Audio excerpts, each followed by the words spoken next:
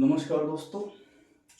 आज अपन पढ़ेंगे एक हिंदी में टॉपिक लगता है रूप परिवर्तन के आधार पर पदभेद। रूप परिवर्तन के आधार पर पदभेद दो प्रकार के होते हैं, विकारी और अविकारी। जो विकारी होते हैं वो इस प्रकार हैं कि जिन पदों या शब्दों का रूप लिंग, वचन, कारक आदि के प्रभाव से बदल जाता है, यानी लिंग, वचन, काल, कारक आदि के प्रभाव से बदल जाता है अथवा प्रयोग के अनुसार उनमें क्या हो जाता है, रूप परिवर्तन या कुछ विकार आ जाता है, वह क्या कहलाते हैं, विकारी शब्द कहलाते हैं। जैसे भारत, नदी, सुंदर। भारत से भारतीय हो जाता है, नदी से नदी हो जाता है। ऐसे विकारी शब्द मुख्य रूप से चार प्रकार के होते हैं। ध्यान देना, जो विकारी शब्द होते हैं वो चार प्रकार के होते हैं। क्वेश्चन बनेगा कि विकारी शब्द कितने प्रकार के होते हैं, तो विकारी शब्द चार प्रकार के होते हैं: संज्ञा, सर्वनाम, विशेषण और क्रिया। संज्ञा, सर्वनाम, विशेषण और क्रिया।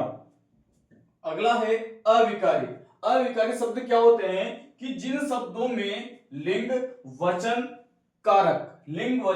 कारक आदि के कारण कोई रूप परिवर्तन नहीं होता। ध्यान देना, जिन शब्दों में लिंग, वचन, काल, कारक आदि के अनुसार कोई रूप परिवर्तन नहीं होता, अर्थात उनके रूप में कोई परिवर्तन नहीं आता, वह अविकारी शब्द कहलाते हैं। जैसे किंतु। किंतु शब्द का कोई रूप नहीं बदल सकता। किंतु नहीं कर सकते, परंतु नहीं कर सकते, यानी जैसे हैं वैसे के वैसे रहते, अर्थात इनके रूप में कोई बदलाव नहीं होता, कोई रूप परिवर्तन नहीं होता, इसलिए क्या कहलाते हैं, अविकारी कहलाते हैं। जो अविकारी शब्द है इनको अवयवी कहा जाता है। जो अविकारी शब्द है इनको अवयवी कहा जाता है, प्लस वे, अर्थात जिनको खर्च नहीं कर सकते, सीधी सी बात है।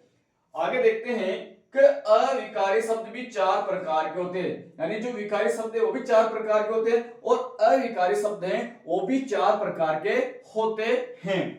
पहला है क्रिया विशेषण, दूसरा है संबंध बोधक, तीसरा है समुच्चय बोधक और चौथा है विस्मयादि बोधक। यानी जो अविकारी शब्द हैं वो भी चार प्रकार के होते हैं: क्रिया विशेषण, संबंध बोधक, समुच्चय बोधक और विस्मयादि बोधक। तो एक छोटा सा टॉपिक था हिंदी में, आपको समझ में आया होगा।